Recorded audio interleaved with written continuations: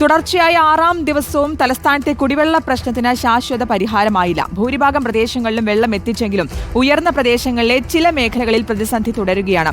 മലമുകൾ, കാച്ചാണി അടക്കമുള്ള ഉയർന്ന പ്രദേശങ്ങളിൽ രാത്രി വൈകിയും വെള്ളം എത്തിയില്ല. പൈപ്പുകളിലെ എയർ ബ്ലോക്ക് ആണ് വെള്ളം എത്തുന്നത് വൈകാനുള്ള കാരണമെന്നാണ് വാട്ടർ അതോറിറ്റിയുടെ വിശദീകരണം. എന്നാൽ നിലവിൽ വെള്ളം ലഭിക്കാത്തതുമായി ബന്ധപ്പെട്ട പരാതികൾ ആരും അറിയിക്കുന്നില്ലെന്നാണ് നഗരസഭ പറയുന്നത്. സുനിഷ യെല്ലോ നൽകും വിശദാംശങ്ങൾ. സുനിഷ, 1-2 ദിവസമല്ല, ഇതിപ്പോൾ 6ാമത്തെ ദിവസത്തിലേക്ക് എത്തി. ഒരു ശാശ്വത പരിഹാരത്തിലേക്ക് ഇപ്പോഴും എത്താൻ കഴിഞ്ഞിട്ടില്ല. ഉയർന്ന പ്രദേശങ്ങളിൽ വെള്ളം ലഭിക്കുന്നില്ല എന്ന് പറയുന്നു. പക്ഷേ എന്താണ് നഗരസഭ പറയുന്നത്? ഈ വിവരങ്ങൾ അറിയിക്കുന്നില്ല എന്ന് പറയുമ്പോൾ എന്താണ്, ആ പരാതി കിട്ടുന്നില്ല എന്ന് പറയുമ്പോൾ പക്ഷേ അപ്പോഴും അവർ കൃത്യമായി അന്വേഷിക്കേണ്ടത് അവരുടെ ഉത്തരവാദിത്തമല്ലേ? എവിടെയൊക്കെ ഇപ്പോഴും ലഭിക്കാത്തതുണ്ട് എന്നുള്ളത്.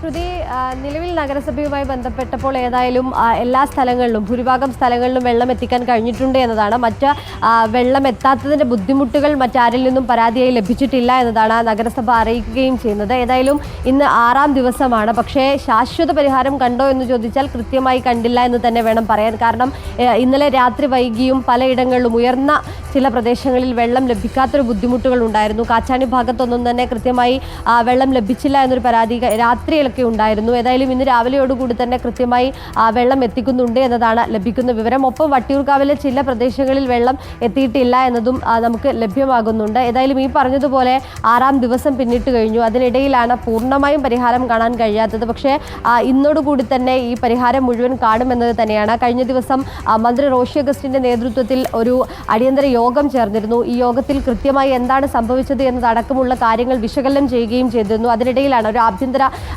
അന്വേഷണം തന്നെ നടക്കുകയും ചെയ്തിരുന്നു. അതിൽ കൃത്യമായി തന്നെ ഇത് ആസൂത്രണം ചെയ്യുന്നതിലും ഒപ്പം തന്നെ, അതായത് ഈ പൈപ്പ് അലൈൻമെന്റ് നടത്തുന്നത് അത് ആസൂത്രണം ചെയ്യുന്നതിലും ഒപ്പം ഇത്തരത്തിലൊരു പ്രതിസന്ധി നേരിട്ടപ്പോൾ ആ പ്രതിസന്ധി മറികടക്കാനുള്ള മാർഗനിർദ്ദേശങ്ങൾ കണ്ടെത്തുന്നതിലും ഉദ്യോഗസ്ഥർക്ക് വീഴ്ച പറ്റിയിട്ടുണ്ട് എന്നൊരു റിപ്പോർട്ട് കൂടി ആഭ്യന്തര അന്വേഷണത്തിൽ കണ്ടെത്തിയിട്ടുണ്ട് എന്നതാണ്. മേൽനോട്ടം വഹിക്കുന്ന ഉദ്യോഗസ്ഥരുടെ പരിചയക്കുറവ് അത് ഇതിൽ വലിയ രീതിയിൽ ബുദ്ധിമുട്ടുണ്ടാക്കിയിട്ടുണ്ട്. ഒപ്പം തന്നെ ഇത്തരത്തിലൊരു സംഭവം ഉണ്ടായപ്പോൾ അത് കോർപ്പറേഷനുമായി ബന്ധപ്പെട്ടുകൊണ്ട് വെള്ളം വിതരണം ചെയ്യേണ്ടതുണ്ട് എന്ന കോർപ്പറേഷനെ കൃത്യസമയത്ത് അറിയിക്കാത്തതടക്കമുള്ള കാര്യങ്ങൾ ഈ വിഷയവുമായി ബന്ധപ്പെട്ടുണ്ടായിട്ടുണ്ട് എന്നതാണ്. കാരണം ഒരു ദിവസം എന്ന് പറഞ്ഞാണ് ഇത്തരത്തിലൊരു പ്രവർത്തനം നടക്കുന്നത്. പക്ഷേ പിന്നീട് 2ാം ദിവസവും 3ാം ദിവസവും 4ാം ദിവസവും ഇതേ രീതിയിൽ തന്നെ വെള്ളം ജലവിതരണം മുടങ്ങുന്നൊരു സാഹചര്യം കൂടി ഉണ്ടായിരുന്നു.